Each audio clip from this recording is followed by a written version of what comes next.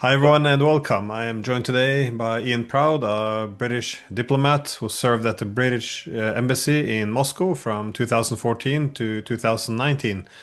And after all of these years of war and also the past 3 years of full diplomatic boycotts and with no negotiations, it now seems that it is a possibility to actually have negotiations. Or are we perhaps a bit too optimistic? There seems to be some political theater and publicity stunts going on. Yeah, welcome back to the program. And I was, wanted to ask you first, what do you make, what sense do you make of the recent developments? That is the coalition of the willing, the Europeans. They put a ultimatum for Russia to accept a ceasefire, which was predictably dismissed right away. Uh, what is the main struggle? Why is it that the Europeans are pushing for a ceasefire before we have any discussions about a political settlement, while the Russians demand a political settlement before a ceasefire? Yeah, so I mean, it strikes me that the Europeans, working in committee, have no real sense of how to handle Russia. They've put in, they've offered up an ultimatum, but if anybody knew anything about Russia, they'd know that President Putin would never accept that. They've offered to impose massive sanctions, although it isn't really clear after 20,000 sanctions have been imposed already what more they can possibly do. They want a ceasefire now. Well, of course, we'll, want a ceasefire. There needs to be talks about the underlying concerns that Russia's had for the past, not 3 years, frankly, for the past 18 years, going right back to the Munich Security Conference speech that President Putin made. And I think actually it's been helpful that Putin has suggested that actually rather than its call for endless, meaningless ceasefires with threats of sanctions, they actually start negotiations for the first time in 3 years. So, that's happening in Istanbul. There have been further twists and turns. Zelensky saying he's going to meet Putin personally without any guarantee that President Putin will actually show up, which seems to me a bit of a ruse to hopefully create conditions, for Putin not to show up and Zelensky to say that it's all been a fraud and we need to call it all off and give us more weapons. But fundamentally, we just need to get down to the negotiation phase at this stage in the game. Ukraine isn't winning. It can't impose a strategic defeat on Russia. Let's just start talking and cut a deal. So Ukraine is in a very tough spot now. We see all along the front line, especially in the Pokrovsk region. The town after town are falling, and the Europeans they ask for a 30-day ceasefire without any conditions, and then the Russians counter this by saying we're willing to start talks now in Istanbul, but we want to have this. We want a political settlement before we end the fighting. Now, I can understand if I was advising Moscow, I would I would see that the only reason why the Europeans and Ukrainians would accept such harsh concessions would be because this of pressure. If you end the fighting, why would they accept any of these concessions now? And then we have Zelensky saying, yes, we'll have discussions in Istanbul, but it will be Zelensky and Putin. I mean, is this the usually you don't have the presidents opening up the negotiations? Isn't it usually the negotiators who flesh the details out before you elevate it to the next level? Yeah, that's exactly right. And of course, these talks are meant to happen on Thursday. It's already now Tuesday. I don't think any talks have taken place yet. Whenever a head of state goes to a meeting with another, head of state, there's a heck of a lot of work that goes into the planning of that meeting before it even happens. When you watch it on TV, it all looks so effortless, but actually, normally there's been days and weeks and sometimes months of preparatory negotiations to get to the point where the presidents meet. The idea that Putin and Zelensky are going to bump into each other in Istanbul is slightly bizarre. You could turn it to a positive, in fact. I mean, if in fact they would meet and announce the starting of negotiations, that might not be necessarily a bad thing, in fact. But actually, still, the two delegations need to be talking about that and doing what we call a choreography around that beforehand. It isn't just going to happen. Zelensky isn't going to turn up in Istanbul and say, "Oh, well, Mr. Putin, no, we're taking our demand for NATO membership off the table. That clearly isn't going to happen. So, these things need to be kind of carefully thought through. Let's get the negotiations started on Thursday in Istanbul. Whether or not President Putin attends, I understand that Foreign Minister Lavrov will be leading, the Russian delegation. If that's true, then that is already a very high level sort of Russian delegation. Let's just get these talks started. Well, what is the logic though behind starting a ceasefire, that there's no starting a ceasefire before the political discussions begin at all? Well, if the logic is that, we just need to stop the fighting and not waste any time, before, well, we had 3 years to pick up the phone and call the Russians. Indeed, the Europeans are still not picking up that phone and calling Moscow. So, what is the logic behind wanting to do a ceasefire or demanding an unconditional ceasefire without even, opening up dialogue with the opponents? Well, they can't be one without the other. Just a ceasefire for the sake of a ceasefire is meaningless. A ceasefire while talks are happening, maybe there's potential to look at that, of course, but just having a ceasefire for a ceasefire's sake will only raise concerns on the Russian side that Ukraine will use that breathing space to kind of rearm. President Zelensky was asking for 3 million artillery shells during his, visit to Prague last week. There's no signs actually on the Ukrainian side, certainly with President Zelensky, that he wants to give up any lots of Western munitions to carry on the fight to Russia. So on that basis, why just have an empty ceasefire?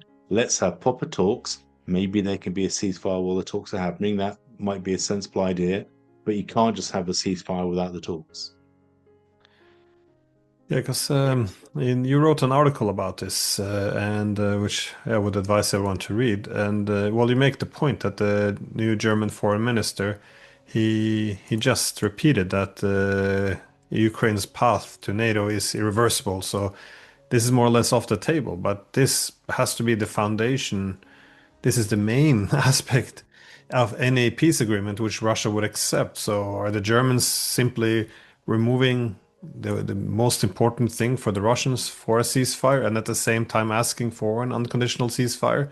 Uh, are they painting themselves in a corner there though? Because now they either have to fold on, after making grand statements, otherwise, but still they can't move the peace forward unless they are willing to at least open up the discussion on ending NATO's expansionism on Russian borders.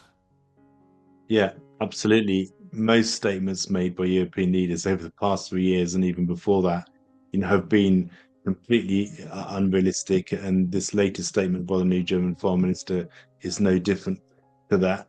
NATO membership is an absolute red line for Russia. It has been for very many years, going right back to 2007, as we discussed before. And my understanding is actually that in the first Istanbul Agreement of March 2022, NATO membership was actually conceded as not an option for Ukraine in the future, and I believe that the Ukrainians are ready to sign that deal. The idea that Ukraine's situation has so improved since March 2022 that they can reintroduce NATO as an option for Ukraine when Ukraine's in a weaker position than it was 3 years ago is clearly completely ridiculous. So actually, we need to kind of dial out these unhelpful kind of talking heads in the West and just focus in on Ukraine and Russia having bilateral talks to resolve these underlying concerns, one of which is Ukraine's NATO aspirations, which is unrealistic and should be taken off the table. And well, you mentioned pick up things where it was left, because this is something that the Russians have said, that we already have a format for negotiations. That is, in the beginning of 2022, we sat down, we had more or less an agreement, which was the Istanbul Agreement.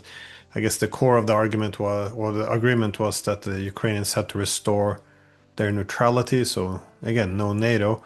But obviously, in that agreement, the Russians were pulling back where they were at 2022. But now we had 3 years of war, so now they want, in addition, these four oblasts, which they refer to as recognizing current realities. But uh, where else are they in terms of where they left off? Because Russia now obviously is in a much stronger position than it was in the beginning of 2022.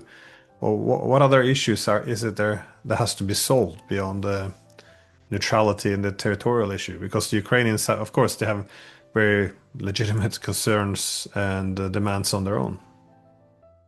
Yeah, of course. And there's been a lot of discussion about the de facto recognition of the line of control, wherever that is settled at the end, of the conflict. Both sides presented proposals, European side and the US kind of side, just a couple of weeks ago. I mean, that is really the biggest issue in addition to NATO membership.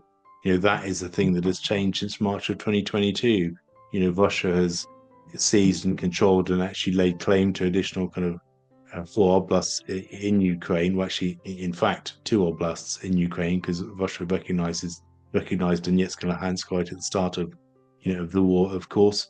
But the other issues are kind of very similar, in fact, to what they were. But when the war started, there's the issue of Ukrainians or children, what's happened to them. There's the issue for Russian speakers in Ukraine of the recognition of minority languages.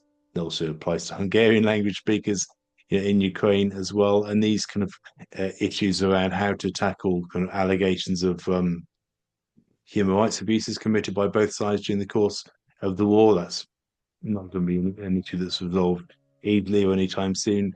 I suspect. I mean, there's a whole list of detailed stuff, but really the two fundamental things are really the issue around neutrality and actually arguably now the trickier issue, which will end up in some messy kind of de facto, acceptance on both sides of the status of the four oblasts, and separate to that, of course, Crimea, where the Americans have tried to sort of force the issue by suggesting they might de jure sort of recognize Crimea as part of Russia. But the Europeans, I guess it's a strange question, but do they actually want the peace? Because besides refusing to even make any concessions on NATO expansion, they even argued that during a ceasefire, they were quite open that this is an opportunity to rearm Ukraine, and some even speak, the coalition of the willing to put the troops on the ground, but this is all framed as helping a ceasefire. But surely this would sabotage the prospect of a ceasefire, wouldn't it? Or what is what are indications? Because it seems like the war has been lost, and Yeah. our that is Europe's and Ukraine's situation will only worsen by the day. So what is the game being played here? If you're only prolonging the war, what is the objective?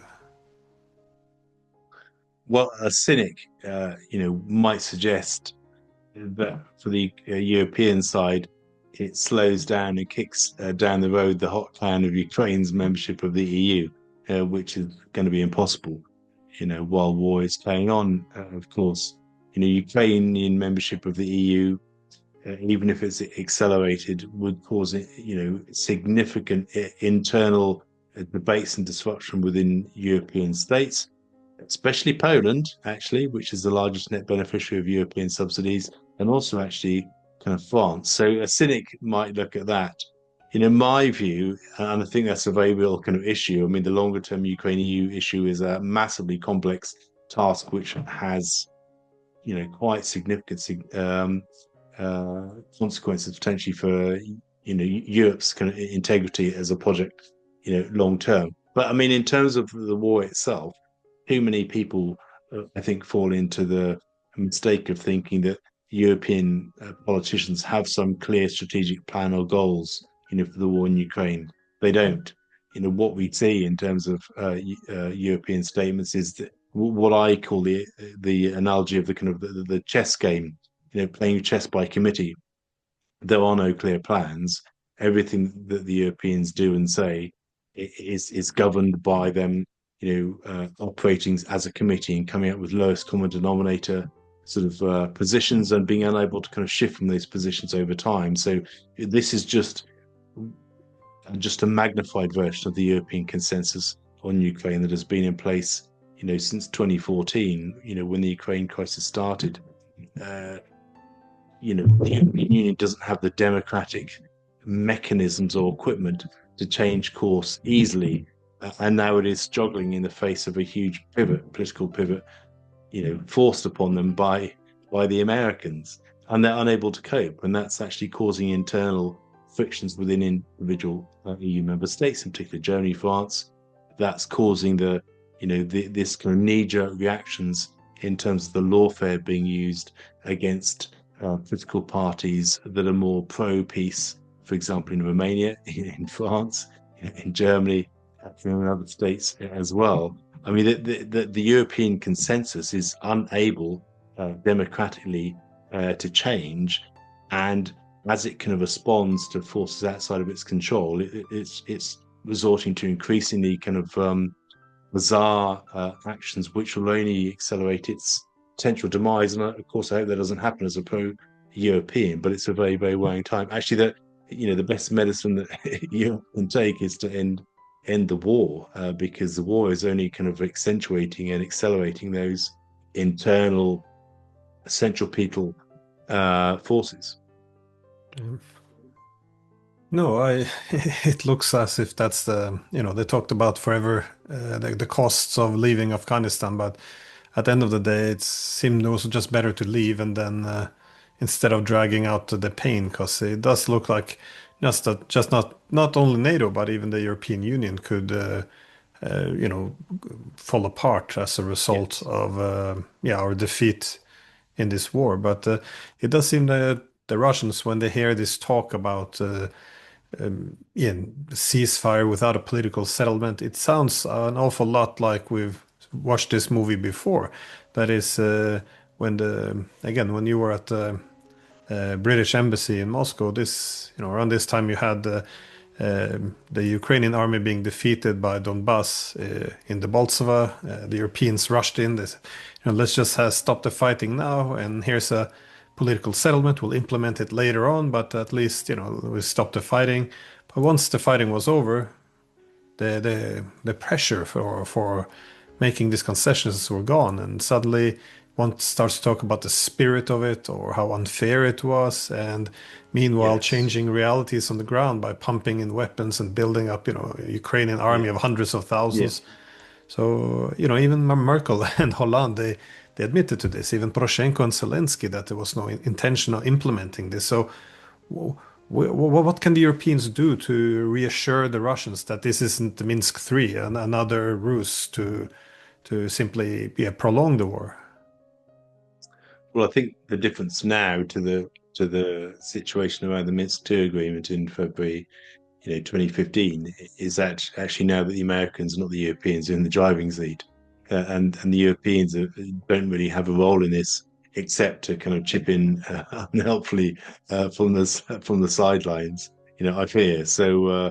Mercifully, actually, the Americans, and we should actually be ashamed of this in Europe, that we're not managing this situation ourselves, that the Americans are, but the Americans are actually forced this issue, not the Europeans.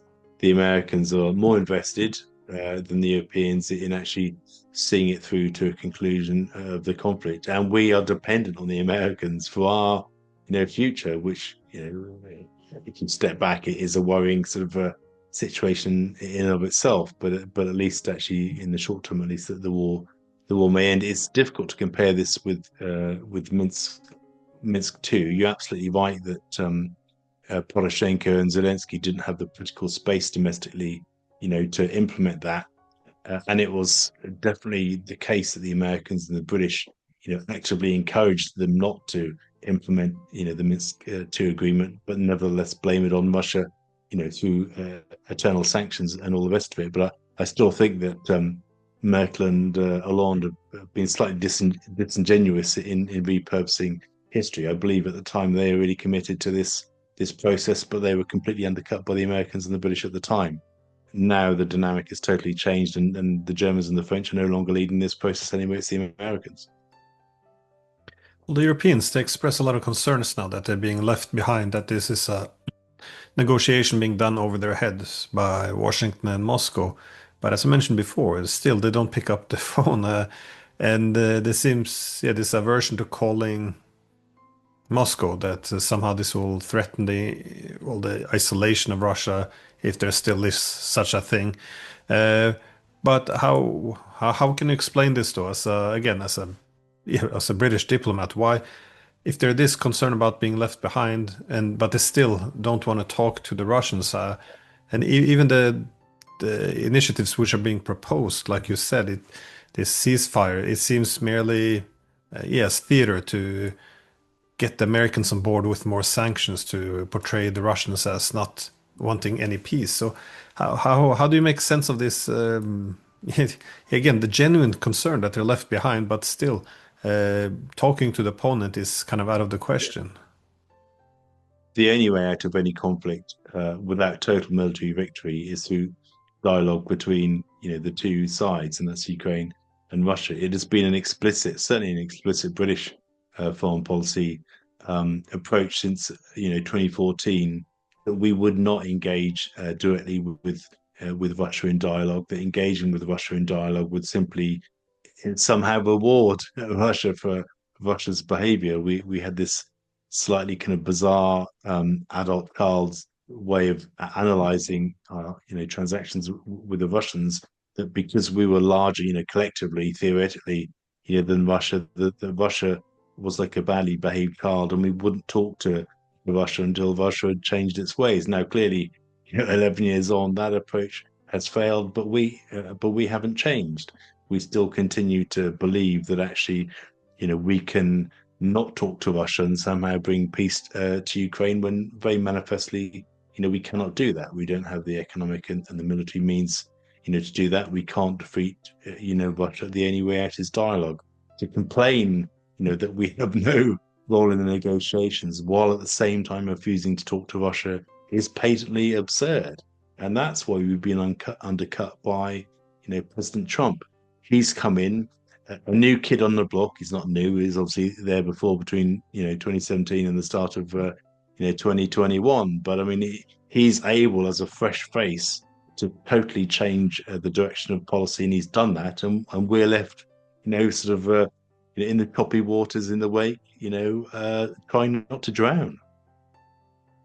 I also wanted to ask you about the Russian position, because obviously they're starting off, given that they're in a very strong position, they can, yeah, be quite demanding. Of course, I think the neutrality issue and the territorial, at least the territory they're holding, is beyond negotiation. But if the possibility of an actual peace emerging in which they get something in return, like recognition or an end to NATO expansion, is what do you think the Russians are willing to do in terms of concessions? Do you think they're willing to limit some of the, I guess, territorial demands, given that they don't actually control all the territories they're demanding? Are they willing to, I don't know, give up on some of the demands that the Ukraine has to be demilitarized? I mean, where is the room for maneuver here? Because they have to have calculated the willingness Mm. at some point to give something. Yeah.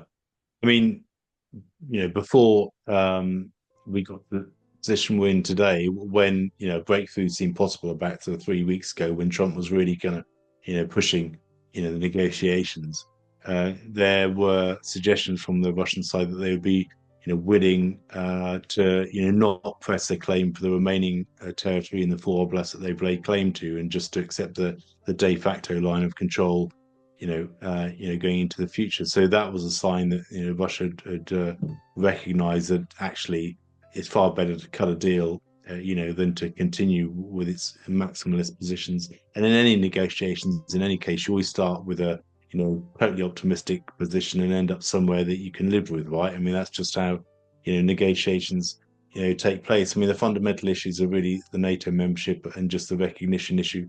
The other things they might concede, there's been talk about the potential use of the frozen Russian assets as part of reconstruction, both within Ukraine itself, but within those parts of Ukraine that are currently occupied, by the Russian side. Russia has kind of hinted a willingness to look at that as well. For example, so I get the sense that actually Russia is willing to kind of meet somewhere in the middle on the demilitarization issue. Even in the first Istanbul agreement back in 2022, there were agreements on that Ukraine could have a military, but some limits were set on the size of the military. I think is 80,000 troops at the time, which by the way is bigger than the British Army, just putting that out there. That may be different now. I mean, Ukraine is a military of apparently 1 million people now. I mean, it can't afford to maintain that longer term, but there have to be some discussions on the shape of the Ukrainian military. Clearly, the disposition of foreign military forces is another kind of big sticking point around this kind of coalition of the willing, so-called troops. But we're quickly getting into the details here, actually, and some of these things will be negotiated over weeks and months. But I mean, I think the big ticket issues, once they're lined up, the sort of territorial disposition of the line of control and the NATO issue. I mean, that could quickly lead to a ceasefire with a longer term process going into the kind of the trickier sort of detailed topics over the coming months. Yeah. Well, for me, the shameful part of this whole thing is that there hasn't been any diplomacy again for 3 years. That we haven't sat down.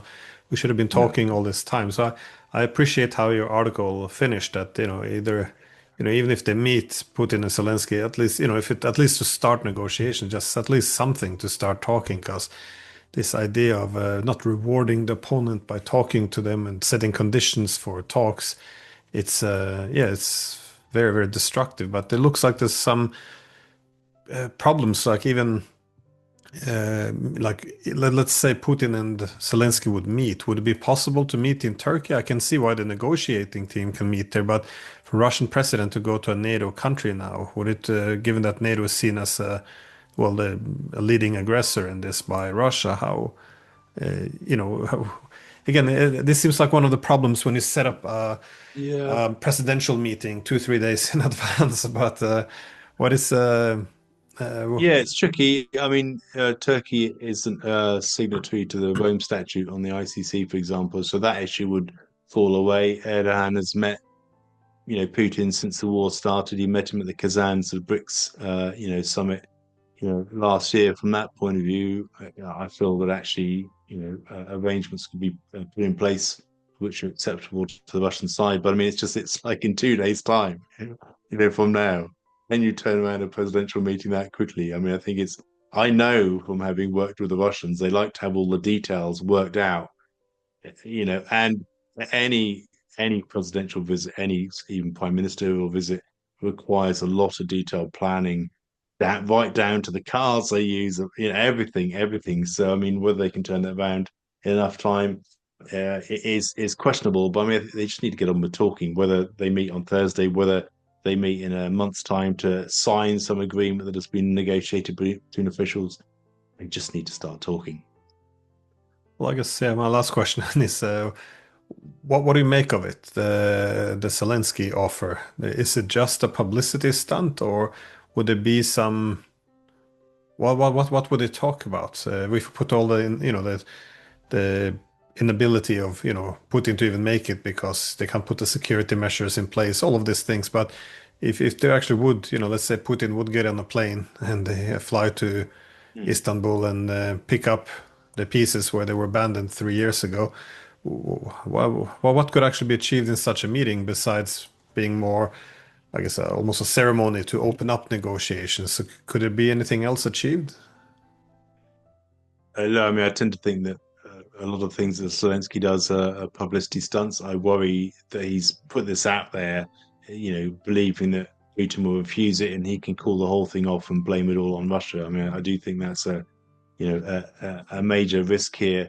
They couldn't, in all reality, I don't think, achieve much on the first meeting beyond launching, a peace process and negotiations. They could even together agree a ceasefire while those negotiations are happening. I think that could be a positive thing. I don't think Zelensky is going to turn up before any negotiations have happened and immediately concede on NATO, immediately concede on the territorial issues and de facto recognition. He's just not going to do that. I mean, nothing about his behavior over the past 3 years has suggested that he will do that. So the best that this could achieve will be to open a negotiation and agree a ceasefire while that's happening. But then you ask, well, why don't they meet when the negotiations have happened and there's a deal to be signed? But it's all brinkmanship as far as I can see it. I mean, I hope that the two sides will agree a format where delegations can come together and talk. and start this long overdue sort of process of dialogue to end this frankly needless war. I agree with that sentiment. So, yeah, thank you so much for your time. This is a very confusing time to observe Confusing 3 years indeed. of no talking now. The presidents have to meet in 2 days, otherwise Well, we it's won't meet 11 you at years of all.